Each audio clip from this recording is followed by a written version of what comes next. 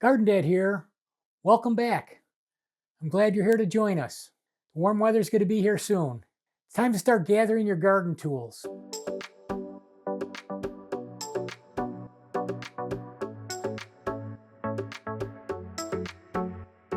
You should try to get your arms around a blade shovel, a triangle or rectangular hoe, and a little hand trowel. If you can get a garden rake and a wheelbarrow, that's a bonus. Don't go out and buy these. I'll talk to you about different ways you can get these things on the cheap.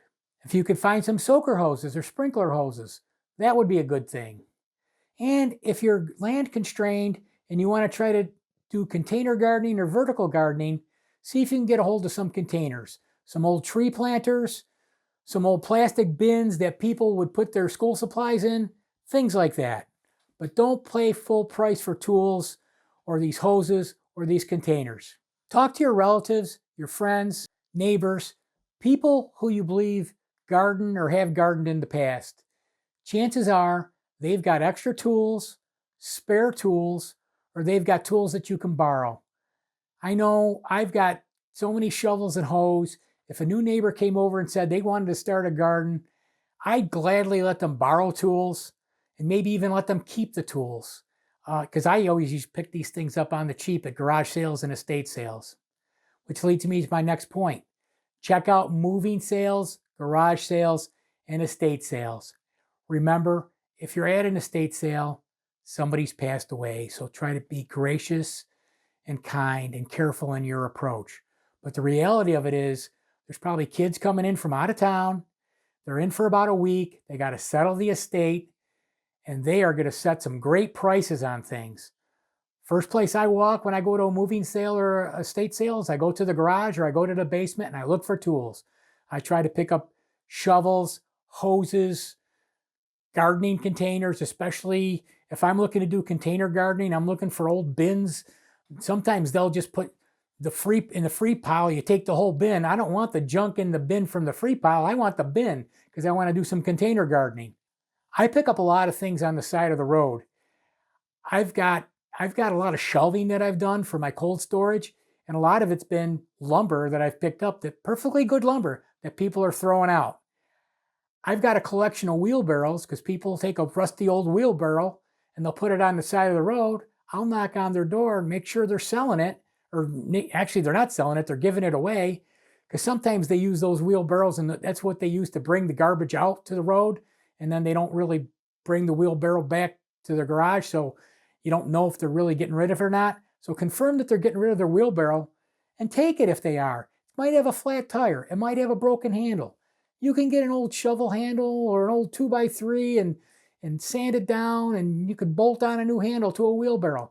I've got a half a dozen wheelbarrows and I use them.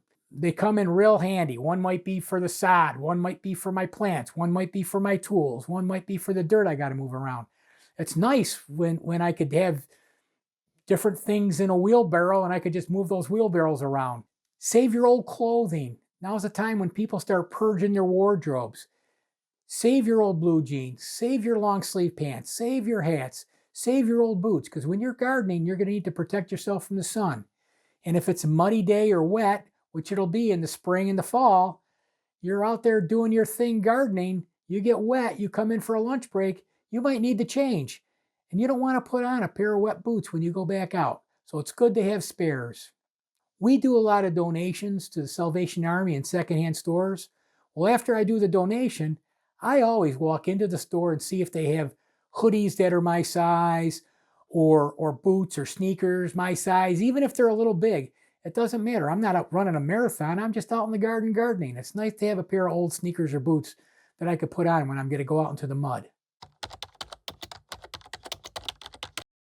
Going to talk about some basic tools you should be on the lookout for when you head out to your garage sales and estate sales, or go to raid your family's garage to try to pick up some tools. Okay, the most basic of tools is a hand trowel. They come in a couple different styles.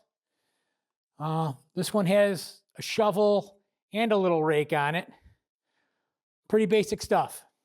This one's a little different. You're not going to find anywhere. This was a small hand trowel that broke. I broke the handle of, And I decided to play around. I had a broken shovel, and I took a D-handled shovel and bolted it on. And we really like this. My wife really likes this little trowel. It's little, and she can work it. And so that's trowels. Okay, next up are regular blade shovels. This is a D-handled shovel. It's really my go-to. I like it. It's got a nice length. I try to be efficient with my shoveling when I'm digging dirt. Obviously not dirt over my shoulder. I like this shovel. You'll probably see more of these long-handled blade shovels out there. You know, these things might cost $20, $25, $30, maybe even more with inflation. So if you pick these up for $5, $6, $7 a piece at a garage sale or an estate sale, you're probably getting a good deal. Pick them up. And then one of my favorite shovels is this little baby. This little shovel we got for Lauren as a kid's garden tool set. We probably bought this in 1993, 94 kind of time frame. I still use it. I like it because when I'm digging my potatoes, I don't want to slice up the potatoes. With a big shovel, I can tend to slice up the potatoes. And my garlic, same thing. So I use this shovel when I got to do some, I don't know, for lack of a better term, precision shoveling. The final two items to be on the lookout for, they're similar, but they're different. The first one is a triangle hoe. These are nice. I use them to make my rows, and that's what I plant my seeds in.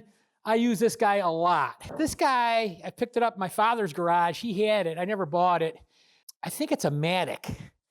Matic or Maddox, I don't know. But when I turn over my dirt by hand, I try to do no-till. I've got a big old rototiller, but I try not to till anymore. I try to do no-till, so I get my exercise. I turn the beds over by hand, and then I use this guy to break up the clumps and to break up the clumps with the forks and or the blade. The next thing to be on the lookout for are containers. I use them to stage weeds when I'm pulling weeds.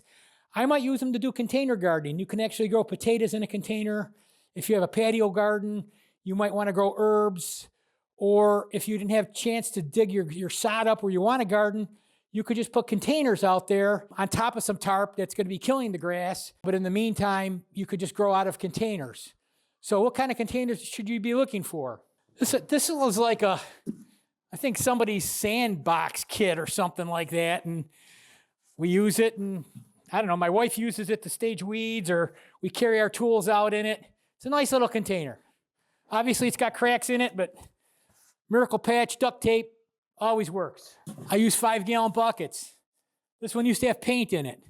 I don't do any growing in this, but I'll collect weeds in this. So I went out garden, toss my weeds in, walk it over to the compost pile, dump it out. It's a lot easier. This is an old tree planter, right? We made an attempt at trying to grow, I don't know, apricots or something, and didn't work out. So we got this empty tree container, but if you want to grow some herbs or you want to use a container to grow other stuff, these are good. You can usually pick these up on the side of the road or even at garage sales and estate sales. This is classic for container gardening. This is two of them, one inside the other, because they both have cracks in different spots, but I got them layered. And I will pick up mulch at the city yard. Gives us free mulch. So I'll load up I'll load this up, a couple of these, and load it up with mulch and supplement my garden, stuff like that. These are nice. You can grow potatoes in these, whatever. We'll talk about that later in the season. Finally, maybe the most obvious thing is you come across a watering can. These are kind of handy. I don't really use watering cans. My wife uses watering cans. But if you've got like a patio garden or an herb garden, don't pay full price for these. Try to pick them up at somebody's garage sale. The final thing I want to show you to be on the lookout for are hoses.